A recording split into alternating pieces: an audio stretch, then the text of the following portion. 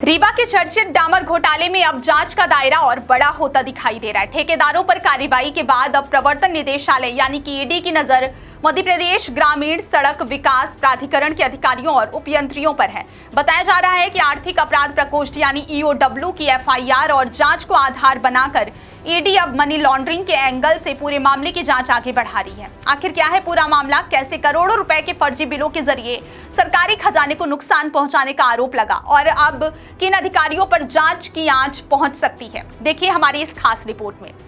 रीवा और मऊगंज में सड़क निर्माण से जुड़े इस कथित डामर घोटाले ने पहले ही प्रदेश की सियासत और प्रशासन में हलचल मचा दी थी। आरोप है कि सड़क निर्माण कार्यों में उच्च गुणवत्ता वाले डामर का उपयोग दिखाकर विभाग में फर्जी इनवॉइस लगाए गए, जबकि मौके पर घटिया गुणवत्ता का डामर इस्तेमाल किया गया। जांच एजेंसियों का दावा है कि इसी कथित साजिश के जरिए करोड़ों रुपए का भुगतान हासिल किया गया और सरकारी धन का दुरुपयोग हुआ। इस पूरे मामले की जांच सबसे पहले आर्थिक अपराध प्रकोष्ठ ईओडब्ल्यू की जांच में कथित तौर पर सामने आया कि विभागीय अधिकारियों, उपयंत्रियों और ठेकेदारों के बीच मिली भगत से फर्जी बिल तैयार किए गए। आरोप है कि इंडियन ऑयल, बीपीसीएल और एचपीसीएल जैसी सार्वजनिक क्षेत्र की तेल कंपनियों के नाम पर फर्जी इनवॉइस प्रस्तुत कर भुगतान प्राप्त किया गया। बाद में संबंधित कंपनियों से सत्यापन में इन बिलों के फर्जी होने की बात सामने आने का दावा जांच एजेंसियों ने किया। ईओडब्ल्यू ने इस मामले में कई अपराधियों और ठेकेदारों के खिलाफ धोखाधड़ी, जालसाजी और सरकारी धन के दुरुपयोग से संबंधित प्रकरण दर्ज किया है।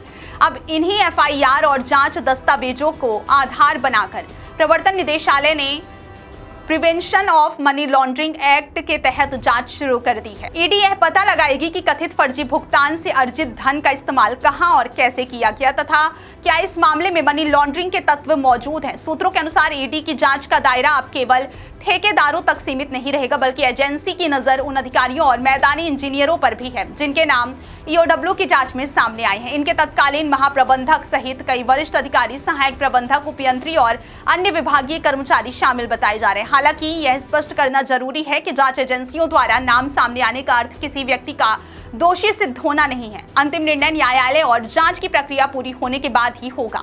जांच में सामने आए आरोपों के अनुसार रीवा जिले में करीब 12 करोड़ 71 लाख रुपए और मऊगंज जिले में लगभग 6 करोड़ 88 लाख रुपए के भुगतान कथित फर्जी इनवॉइस के आधार पर किए गए। यानी दोनों जिलों में कुल मिलाकर करीब 19 करोड़ रुपए के सरकारी भुगतान का सवाल खड़े हुए हैं।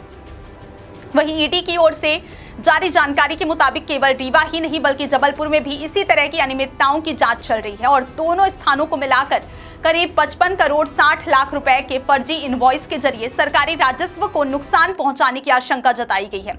अब इस मामले में सबसे महत्वपूर्ण पहलू ईडी की आगे की कार्रवाई होगी। यदि जांच में मनी लॉन्ड्रिंग से जुड़े पर्याप्त साक्ष्य मिलते हैं तो एजेंसी संबंधित अधिकारियों, कर्मचारियों और ठेकेदारों से पूछताछ कर सकती है। जरूरत पड़ने पर संपत्तियों की जांच, बैंक खातों की पड़ताल और अन्य वित्तीय लेन देन की भी जांच की जा सकती है। आने वाले दिनों में इस मामले में और बड़े खुलासे होने की संभावना से भी इनकार नहीं किया जा सकता। फिलहाल रीवा डामर घोटाले में जांच लगातार आगे बढ़ रही है। ईओडब्ल्यू की एफआईआर के बाद अब ईडी की एंट्री ने इस पूरे मामले को और गंभीर बना दिया। हालांकि जांच अभी जारी, किसी भी अधिकारी या ठेकेदार की आपराधिक जिम्मेदारी का अंतिम फैसला न्यायिक प्रक्रिया पूरी होने के बाद ही होगा।